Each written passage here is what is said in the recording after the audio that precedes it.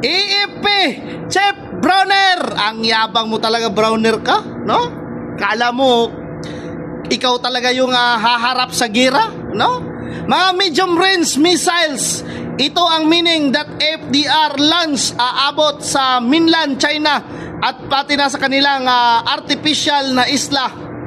Ayon daw yan kay AFP Chef Browner. Napakayabang talaga, no?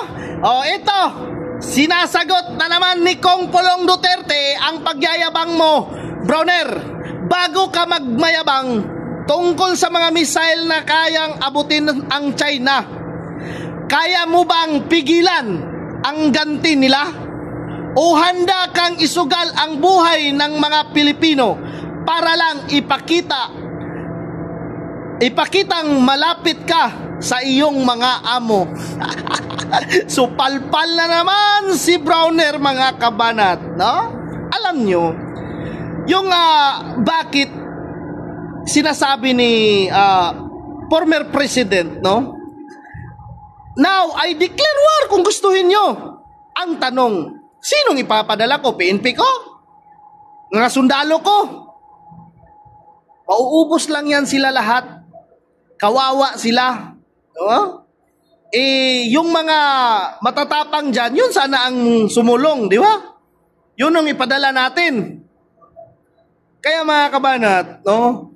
Kung pansariling interest lang ang iniisip mo para sa aking pagkaintindi, Chief Browner, kawawa ho yung mga Pilipinong sundalo. Hindi lang ho kayo, mga Pilipinong sundalo, hindi lang ho, pati na ho yung mga mamamayan dito sa Pilipinas.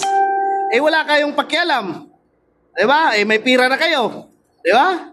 Kaming mahihirap. Papaano na lang kami? Sige nga, pakisagot, kaya mo bang pigilan ang ganti ng mga China? Pag ginawa mo yan. Diba? Kasi yun ang utos sa'yo para maipakita mo. O di umano sa iyong amo, no? Sige, walang problema yung mga missiles na yan. No? I'm proud nga mayroon tayo niyan, General Browner, pero kulang pa ho tayo, no? Para tayong mga langaw, no, litisin pag kung ikumpara natin sa China. Kawawa ho, hindi ho kayo ang pupunta doon para makipaggira, hindi ho kayo ang haharap. Subalit yung mga kasundaluhan po, kawawa ho, may mga pamilya yan sila. Kumbaga, wag mong ipasubo ba sa Bisaya pa. Wag mong ipahamak ang mga kasundaluhan dahil lang sa gusto mong hangarin na mapakita mo ayon kay Kong Pulong na para lang maipakita mo sa imong amo, no, nga ganun ka talaga, ang lakas. Grabe! Di ba? Subalit, kawawa ho. Hindi lang ho mga Pilipino, pati po yung mga kasundaluhan natin, hay nako, may mga anak yan, may mga pamilya, may pangarap yan sa buhay.